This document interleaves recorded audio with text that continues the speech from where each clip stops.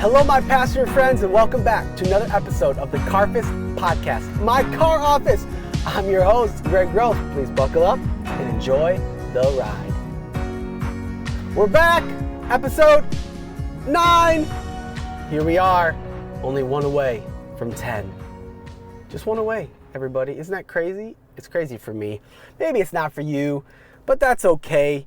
Welcome. And I just want to just pause for a second, as always, and just thank every one of my listeners that listen into the Carffice. Subscribe, like, share, comment, pass along to friends, family, the guy next door, the guy in the corner, whatever. If this has been adding value to your life, if you've been enjoying this, crying, laughing, screaming at me, disagreeing with me, agreeing with me, whatever it is, if you're listening, I just want to thank you for your support. Again, this is literally just entertainment, like a documentary of my life is what I'm realizing. And I'm enjoying it. And so I hope you are too. So I just want to take a moment and to thank you once again for your support. So in episode 8, my goodness, do you remember that? So long ago, not really, it was last week. I really dug in to the Delano days in my first ever vocational ministry job. I hope you enjoyed that. And this is now just gonna go into that next chapter. I'm diving deep into all 3 of my vocational ministry jobs. Last time was Delano. Hope you enjoyed that. I shared things that I've never shared before publicly. So I thought it was going to be more difficult, but it really wasn't. It was actually invigorating to finally share it, to finally talk about it. And that's kind of what's going to happen in this episode as well. But again, if you missed last episode, you don't really need to listen to this one if you missed the last one, but it will help. It will help with some context. And but you can listen to this one first if you want, and then just hop over there to episode 8. So there you go. Well, we're going to jump in. We're going to jump in to this episode. And I believe I named it Beloit Bound. I don't know. Delano Days, Beloit Bound. I'm just all about having some fun titles. Beloit Bound. But before I jump in, I want to say something that I said before my last episode, because I just want to be clear. Can I be clear? Well, I'm going to be clear. Hopefully I'm always clear to you. As I get into this episode, and just like last episode, in the next episode, I just want to remind everybody, this is my story. This is my story, my side of my story, my lived experiences through these situations, what I can remember, what I can still feel, obviously other people and these are my perspectives, and obviously other people that were around during these experiences have their own story and their own lived experiences, perspectives, opinions, and all that kind of stuff. I can't speak for them. I can only speak for me and myself. And if they want to, if for whatever reason they get their hands on the Carffice and they listen to Delano or today or next week, Burlington, and if they want to, make their own podcast and share their own side of their story, and they can. And I'm always very careful. I'm never going to mention names, just basically the city, not even specific things in the city. I'm going to try my best because this is not about me. It's not about me saying bad things about other people, but this is just what happened, everyone. I mean, I'm not going to sugarcoat it. I'm not going to lie. I'm going to share what happened from my side of things. So I just wanted to share that. And if for any of those that are listening to this, that you are a part of this story, this season of my life, I just want you to know I have no ill feelings. I love you all. I have no bitterness, no hatred, no nothing. I've forgiven. I've moved on. But I truly believe sharing it. And you're like, well, why share it then? I'm sharing it because I believe it could help other people. And I believe there's other people going through hard situations that maybe they'll hear something in this episode that will help them move forward in their current location or their future destination, right? So here we go. We're on the Beloit. This came, remember, after those lost years and all the bad, choices I made and how I coped for that month. And then I took a position in Beloit, Wisconsin in March of 2012. I'll tell you this, it was just cool coming back home. I mean, I lived in Minnesota Minnesota for 6 years because I went to school for 5, then I was in Delano for another year, so about 6 years. And so just coming back home was exciting. Obviously, be in the state where I grew up, and even though it was right on the border of Wisconsin and Illinois, it was really satisfying. Got to be back in my district, and I was really looking forward to be connected with those people. The Assemblies of God have districts. Obviously, the District of Wisconsin, and I get to go to their camps, their things. So it was exciting, everybody. It was just crazy. It was crazy. Again, it was kind of like a dream come true, even though I thought the last thing was a dream come true. So I was excited, and I still have, again, 95% or more fond memories of my time in Beloit. So we got a parsonage. The church that we were part of, it was part of my salary. So I got to live in a parsonage for free. Basically, I guess it was part of my salary, but for free. It was like a 3-bedroom, 2-bath, 1.5 bath maybe, a basement, the backyard. We still had Maverick, and that cat, I'm telling you right now, that cat is crazy. He jumped the fence. He was all over the place. He was like peeing and pooping everywhere. It was a disaster, everybody. It was, oh my gosh, it was a disaster. He even ran away once. We thought he was dead. We mourned his death. He came back 2 days later. I don't know if we were happy, excited, or mourning his arrival back to our home. With all that being said, by the way, Maverick is still alive. Side note, my buddy, who actually was my intern that you'll hear about here in a second, still has him. And he's alive and well. And, he probably grew out of everything. And obviously he didn't die from catnip overdose that my wife thinks I gave to him. But I didn't. Come on, everybody. I'm not that type of person.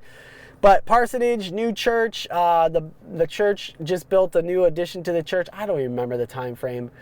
Probably within 5-6 years. So it was beautiful. They still had the old part of the building, and that's kind of where my youth center was. I had my own area. It wasn't updated, but it was great. My own space. I had a basement. I put the hangar down there. It was still Flight Student Ministries. Just brought it over to Beloit, Wisconsin. Fiercely living in God's honorable truth. And the hangar, get it again? Hangar. They hang out in the hangar. Yep, I know. So creative. Man, what else was creative about Flight Student Ministries? Everything's leaving me. I called my student leadership first class. I know. So clever. First class. I think I called my pre-service prayer check-in or something. No, I didn't call it that. I called it something clever. But it was a lot of fun. A lot of fun. Let's see here. That summer was amazing. When I got there, that summer of 2012, I got to go to Spencer Lake, the camp I grew up in, the camp where I really established my relationship with Jesus. So many amazing memories. Spencer Lake in Waupaca, Wisconsin. And man, it was really cool just to be being back there. Like having your own students back there was surreal for me. I mean, this is a place I went for 10 plus years. So many amazing friendships built. I mean, basically at church camp, man, you chase girls and chase Jesus, and you just had to make sure you chase Jesus just a little bit more than you chased the girls, and you were good. Anybody else know what I'm talking about? Anyone? Yeah, exactly. So, but so many fond memories. Got to bring my own students there, and it was a blast. Why wouldn't it be a blast? Summer camp, come on, everybody. So summer was amazing. As I got into the fall of, and just so you know the time frame here, I was only in Beloit for 15 months. So I came in March of 2012. I was gone by July of 2013. So that's all I'm going to be sharing with you. That time frame, bullet points, most important things today. So yeah, summer was great. We did car washes. Here's the thing.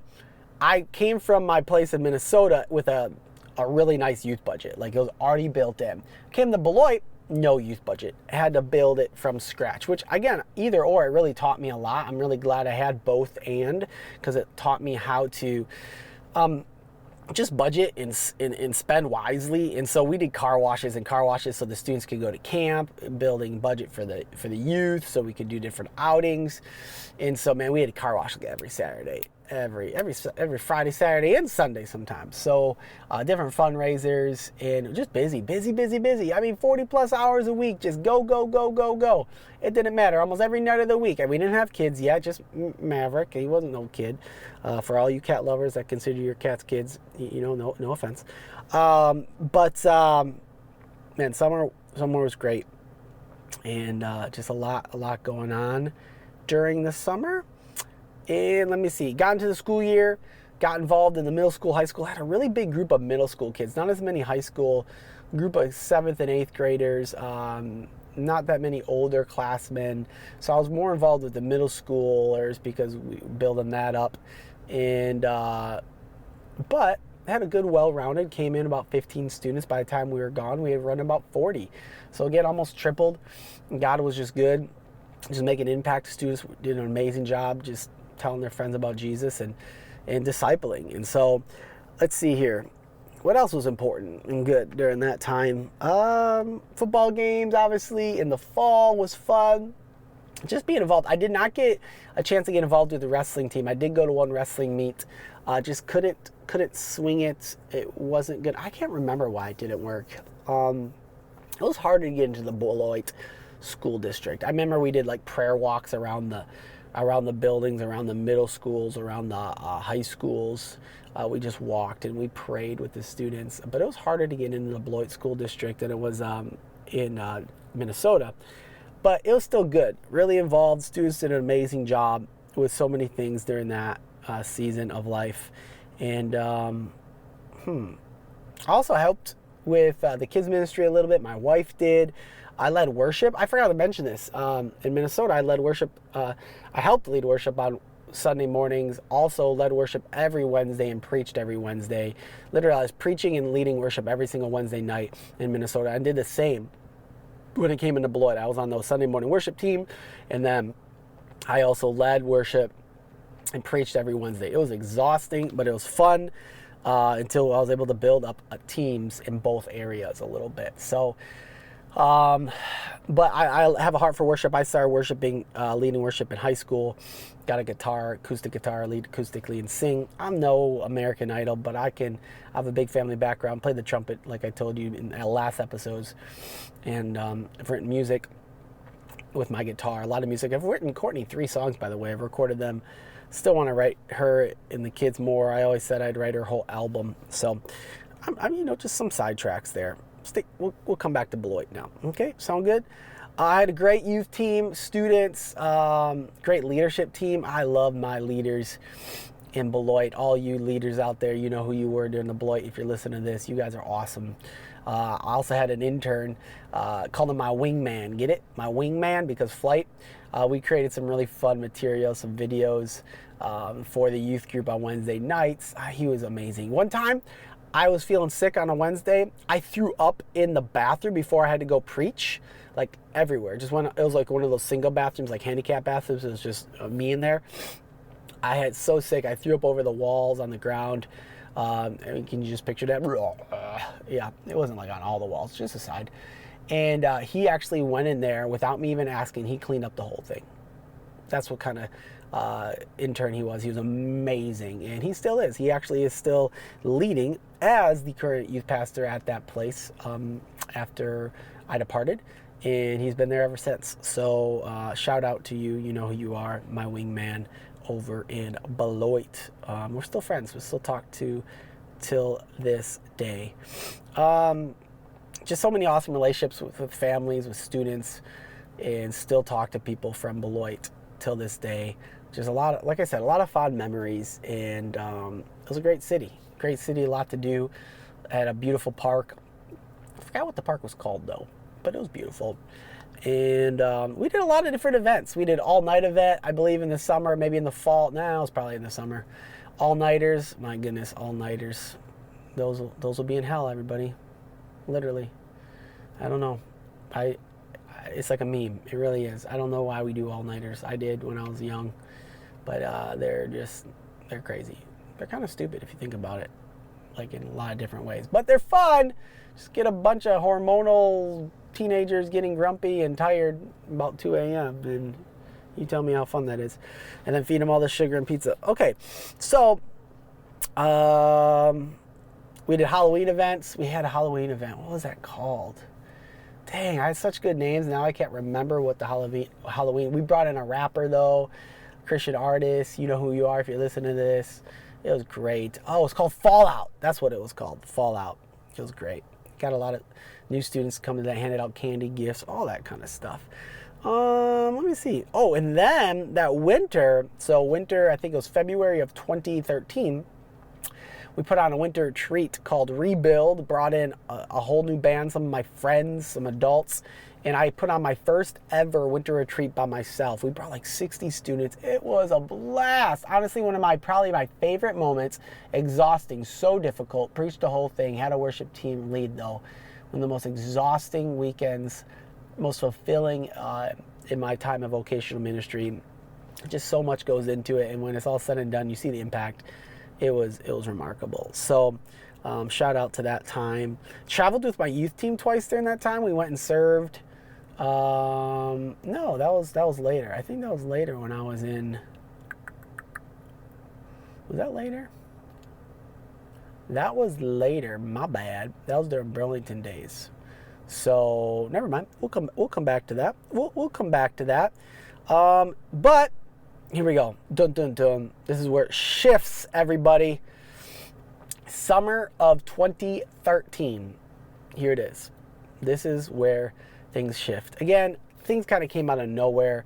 This was very fast, a lot faster pace than how things happened in Minnesota.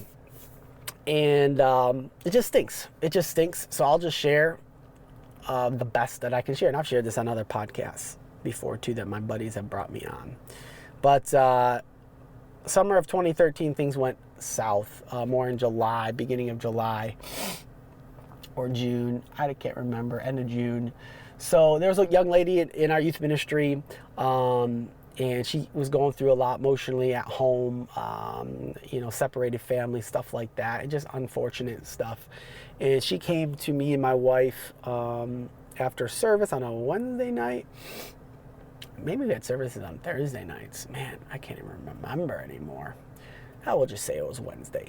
And she said, hey, I just felt like tonight that I was just really healed. I used to cut and I don't cut anymore. And I just wanted to share that with you guys. And we just, thanked her for sharing and we prayed for her. And, she just shared, emotionally why she cut because of her home life and just things going on, with her mom and stepdad and all this kind of stuff. Just a lot of brokenness. And if you know the psychology around cutting, I mean, I know a little bit. I'm not a psychologist, but it was a sad situation.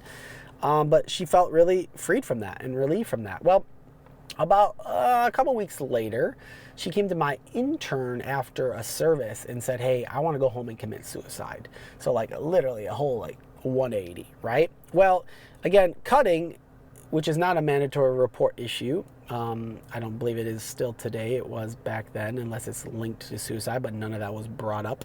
Just because someone's cutting doesn't mean they're suicidal. So when she originally told me and my wife that, we, I just documented it, how I was taught how, put it on a piece of paper, put it in a file, just to have some documentation of the date and everything like that. That's how I was taught, through my education, through my mentorship, through prior situations. So, boom, check, done. Well, again, a couple weeks later, she came to my intern after service and said, hey, I want to go home and commit suicide. Well, intern brought her to me and my wife. We all talked about it. Obviously, that is a mandatory report issue. We called the authorities, called her parents. She was admitted to the ER that night. That was on a Wednesday night. Me and my intern were able to go visit her on that Friday. And when we got there, it was me, my intern, her mom, and a social worker walked into the room. She was being interviewed, this or that. Well, during that time in the room, the social worker, the young lady, shared how she shared with me and the intern and my wife a few weeks prior, that she did tell us that she struggled with cutting, but she felt better. And the mom got super mad that she didn't know about that and we didn't tell her, even though she was cutting because of her home issues. So why would we tell her that? And then also the social worker kind of got all crazy about it and said, you know what, I'm going to have to look into this. This doesn't look too good. I mean, basically, so she told us on a Wednesday. We visited on a Friday. And over the next 48, 72 hours, things blew up, people. I got messages from this young lady's dad in the other state yelling at me how I made a mistake by not sharing about the cutting. Now I'm second guessing myself. I'm talking to mentorship. Like, was I supposed to share about this cutting? I was talking to lawyers, literally. And this is why I was talking to lawyers. It came back that this social worker talked to my lead pastor at the time and said, hey, we're probably gonna have to do an investigation against the church for negligence. This doesn't look right. What's going on here? Lead pastor obviously freaked out, as you know, why wouldn't he? In that initial came talk to me, he was mad at me that I didn't share with him about the cutting. I'm like, why would I share with you about the cutting? Do you want to know everything that's going on every single Wednesday night at youth group? That's not mandatory. It's like, you know, all this kind of stuff, so much tension. And little fun side note, both of these situations I ran into, you know, some families, you know, I ran into moms. Don't mess with moms, people. Don't mess with moms. So, and basically my lead pastor got so upset. It was getting so much pressure from this family. I was getting pressure. It was like literally crazy intense, 48 to 72 hours. Well, unfortunately, yeah, just nuts. You ready for this? So remember, it happened on a Wednesday. She was admitted right away. We visited her on a Friday. All that stuff went down. My pastor was reached out to. All this thing. They're trying to get me for negligence, do an investigation against the church. My pastor pulled me in, was mad at me, talked to me that Saturday, told me to go home, said he needed to make a decision about. And my students were going to leave the camp that Monday. Okay, Wednesday, Friday. That Monday, they're going to leave the camp. We're rearing up for that. My pastor said, hey, because of this investigation, I don't want you going to camp. That broke my stinking heart. Like, seriously, and the students didn't even know about it. Pastor called me into his office Monday morning after the students already left the camp. Students didn't know I was going there, just told something was going on. And so now you know why I talked with lawyers in my mentorship. By the way, the lawyers said cutting is not a mandatory thing to report. All my mentorship said they would have done all the same thing that I did. I was trying to get support anywhere I could because I was getting no support in Beloit at this time. I talked to the district as well. They seemed to agree with me but didn't know how to help in any other way. And it was a mess, people. So I was called in. My lead pastor wanted to talk to me that Monday morning. And he basically, I mean, he was just overwhelmed. He was overwhelmed.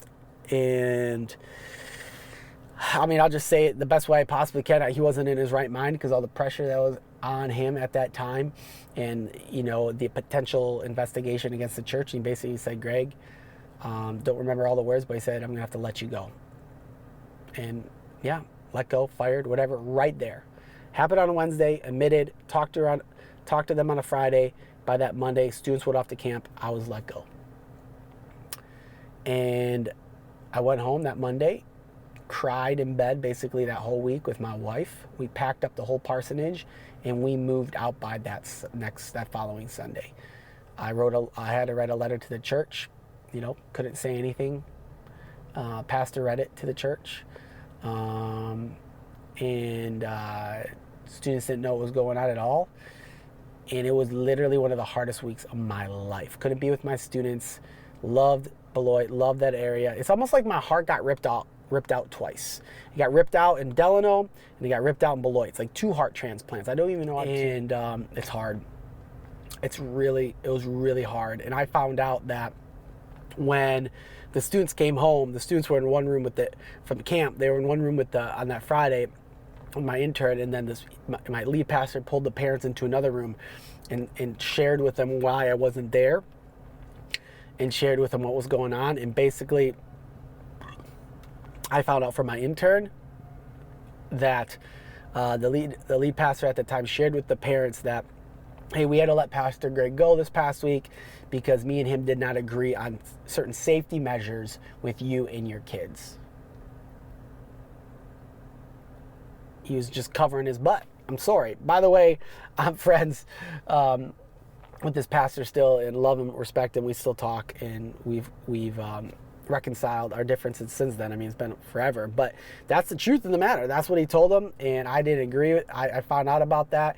I confronted him about that. It was ugly, people, and I'm like, what in the world? Like, when do we not agree with safety measures? And so that was tough, guys. Like, I felt abandoned, and just so hurt, especially because now it's like a wound is opening back up because of Delano and now this. It was so hard. And like I said, we packed up everything, cried that whole week, packed up everything that week. We moved. My parents came, had a U-Haul. We moved out on that Sunday. Some people from the church came and stopped by the parsonage after church, said their goodbyes. It was very emotional. Students really didn't even still know what was going on.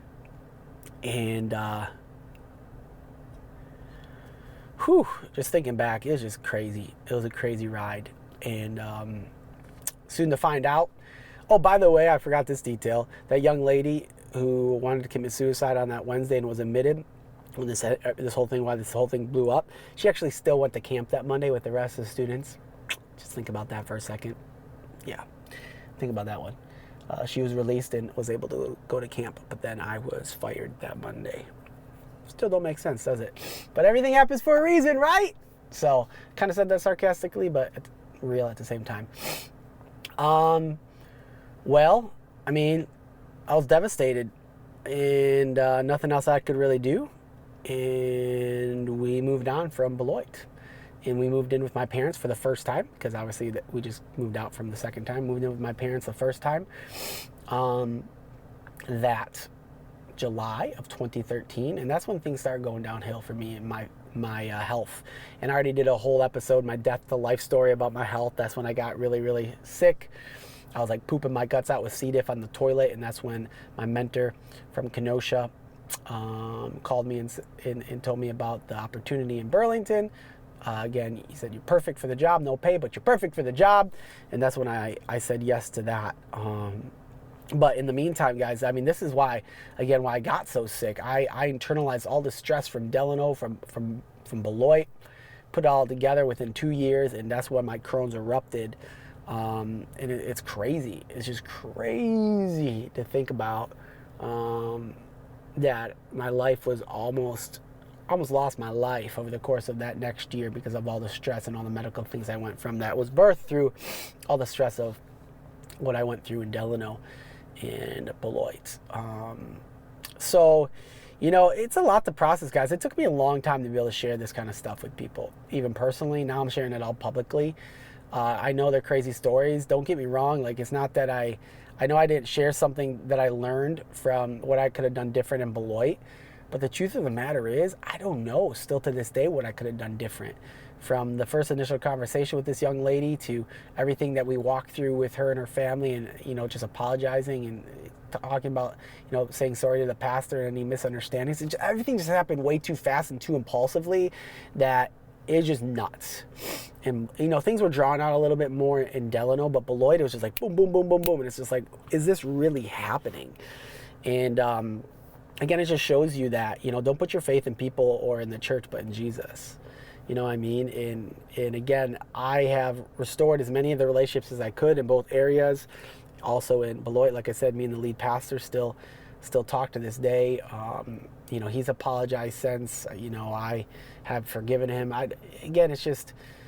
Everything happens for a reason. I wouldn't be here today talking to you probably on the Carffice, obviously, about this if it didn't happen. And so again, just lived with my parents. I'm not going to go in much detail because it's already in the death to life story. Lived with them and moved on to Burlington campus. And I already, in that story, we moved to Burlington in December of 2013, and I just kept getting more and more sick. Sorry, I already shared about that. Go back and listen to the Death to Life podcast episode. I think that was episode 7, okay? But I was dying. And I continued to go. It was like literally hanging it up or keep going. And I kept going. I trust my mentor. And I'm glad I did. So here's the deal. Here's the deal.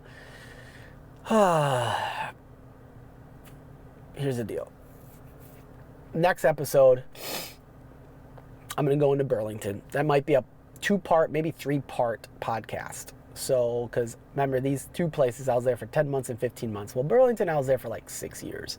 So I might chunk it into 2-year periods. So that actually, I might just made a decision right now. That might be a 3-parter. And then when I'm done with Burlington, season 1 of this podcast will be over. So that'll be 10, 11, 12, that'll be 12 episodes. And so I'll just call it a season after that, and then we'll shift into other things. I don't really know what's after that, but I'm excited, and I hope you stick around.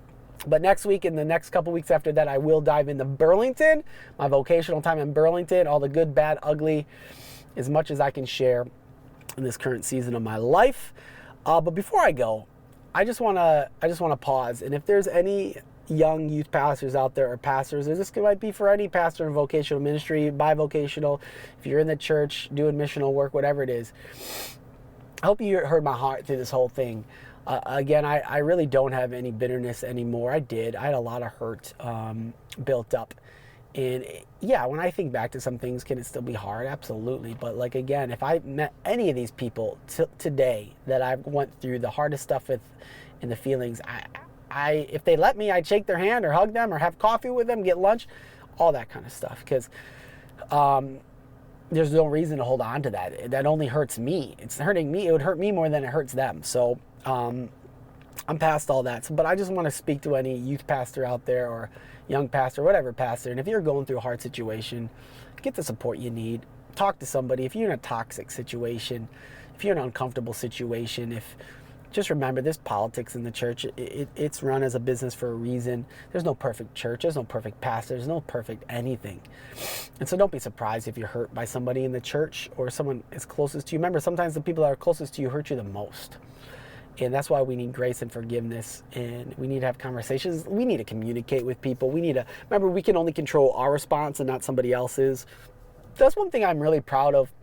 Looking back, I had really good mentorship and people helping me to remind me the best I could that I only could control my response in all these situations. And so I did what I said, how I said it. And so keep responding well, stay strong. I know it's difficult. I know it sucks. I just got done talking to a buddy that just got,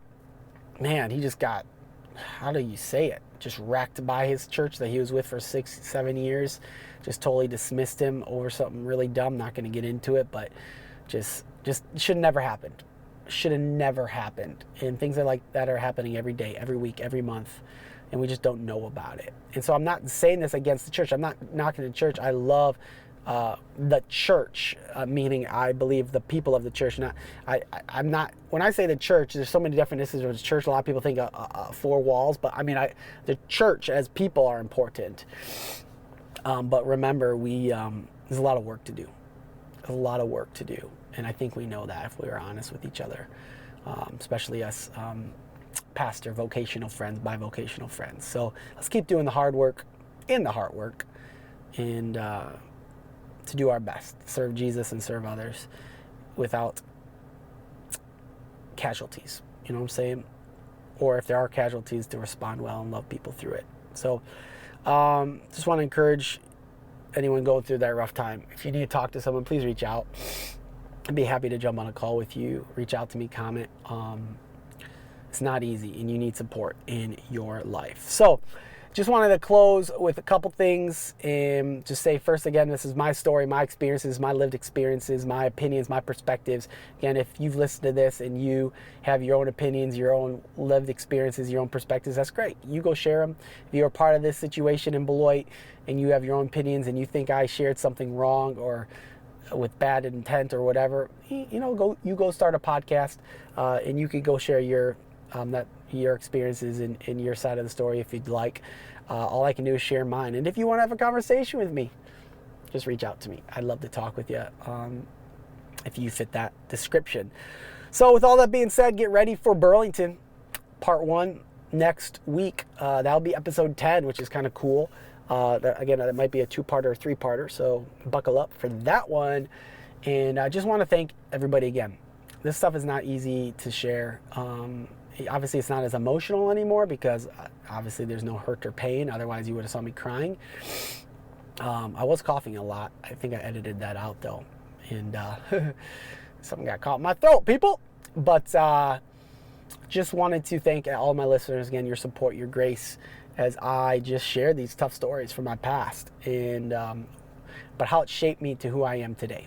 And so I'm grateful. I'm grateful for the things I've gone through, because we don't need to just go through things, but we need to grow through things, right? If we just go through them, it's such a waste. Don't just go through things, grow through them. Something I once heard. And so appreciate you all. Reach out if anybody needs anything, any has questions. If you have ideas for future Carffice Podcast topics, because after Burlington, I'm kind of have them up in the air, send them. I'd love to let me know what you want me to talk about in my life, and I will consider it. So, all right, my pastor friends, I hope you enjoyed your ride today in my Carffice. I hope it helped you in your current location or towards your next destination. Until next time, be well.